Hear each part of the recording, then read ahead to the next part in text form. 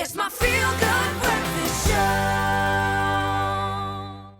But right now on to some other things. You know what, especially during these cold times that we are experiencing at the moment, crucial to any household is a proper functioning geyser. Now, as the law of Murphy would have it, most people get to experience the inconvenience of a burst geyser in the early hours of the morning. And we asked our Espresso family and viewers on Facebook if they have any geyser horror stories. So here's what they had to say. One of the comments, Hadel Dean Macau, said several. The second time, all the building, the cupboards were damaged, and guess what? Only silicone was used to repair by the insurance. Not good. So, and then Chantal Crystal Treblanche said, I didn't even know our geyser burst until I fell down the stairs spraining my toe because I didn't notice the stairs were wet and I was still barefoot. So a horrible experience all around. But I think we all can relate. If the geyser goes, it really is a horrible experience. But how can you prevent this from happening?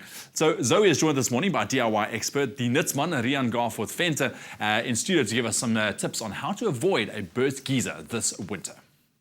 When the idea is to keep warm and snug this winter, having water gushing from your geyser is an unwelcome thought. Damage caused by a burst geyser can result in costs that run into hundreds of thousands of rands.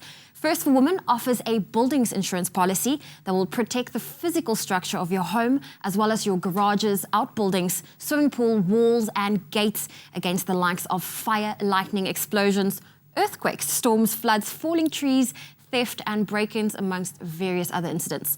We have South African handyman and DIY expert, the Nutsman, Riaan Garforth-Venter, in studio giving us some tips on how to avoid a burst geyser. Riaan, welcome. Thank you very much and good morning to you. Good morning. Yes, you know, I got a new geyser the other day and I've been advised to have it serviced every 3 years. What should this service entail? No, it's very important that the geyser should be serviced. Firstly, the plumber's got to look at the anode. The anode is inside the geyser, and what it does, it takes all the metal out of the water. You know, we don't know what's in our waters anymore, but there's a lot of metal in water, and what it does, it actually packs up. The anode's got a little hole through it, so now it closes the hole, pressure builds up inside the geyser, and your geyser bursts. You know, I always think about geyser burst. You see this huge burst, but it's not like that. It's just a little side or something that opens up and the water runs out there.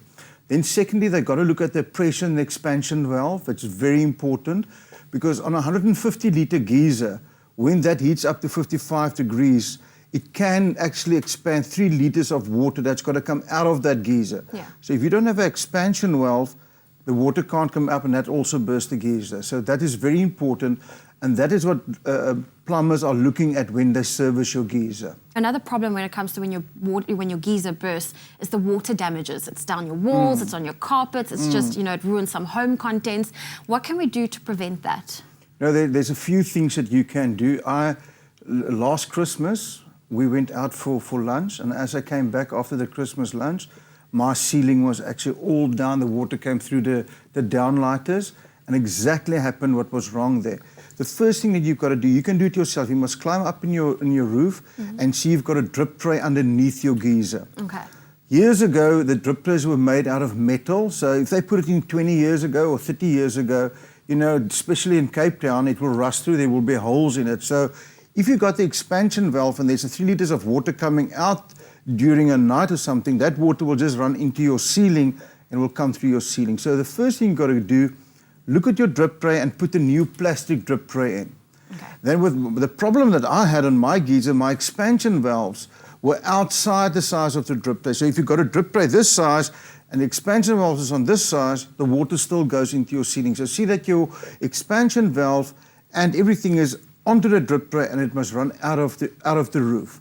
So on the side of the drip tray, you've got a 50mm hole. You put a pipe on there, you fasten that to the rafters of your roof, and it must go outside the roof so the water can run into your garden. Okay. So there's usually a little pipe coming out, going on that side. Then you also got another safety valve on your geyser. When you install a geyser, there's a safety valve, and on the safety valve should be a 20mm copper pipe, also going from the geyser outside your house. So if the safety valve goes, the water runs out. If the drip tray leaks, if it leaks into your drip tray, the water goes out, and that's why you eliminate a little bit of water coming into your house. Okay, so the first thing we need to do is make sure our drip tray, at least we have a drip tray. Yes. Now, what else can cause damage to our geysers in our homes? You know what, age is it's a thing that works on geysers. You know, a geyser lasts You usually get a 3 and a 5 year guarantee on a geyser, and it's these days like a battery as well of a car, you know. Yeah. It's 1 year, and after the 1 year, the battery usually goes. Years ago, the geysers lasted longer. Hopefully, a geyser will last 10 years. So it's a natural progression. It also happened that the geyser might burst. It's very important to bring your plumber in every 3 years to come and check your geyser. Say, for instance, you've got a water that's been cut off, and the water runs out of the geyser back into your system. You open up your hot water tap. Yeah. Now you're using all that water running out of your geyser, but your geyser can't accept any more water. So what happens, it will have a suction, and that will suction. That's why you've got a vacuum breaker. So your geyser's got to have a vacuum breaker, it's got the pressure release valves, and it's got a safety valve. There's 3 valves that your geyser should have, and that's very important to tell your plumber when he gets to your house is everything correct installed into my geyser. And the other thing is, installing a geyser is not a DIY job. Get the professionals to put the geyser into your house. Some great tips from South Africa's very own handyman and DIY expert, Riaan Garforth-Venter, on how to prevent a burst geyser and protect your precious possessions from damage. So avoid landing in hot water when your geyser bursts by remembering to state that you want to add geyser cover when taking out a building insurance policy. First Woman offers a fantastic buildings insurance policy. Included in this policy are a host of fabulous benefits that will help you in your time of need. So call them for a quote from First for Women. Call 0861 111844 or SMS FIRST to 49267.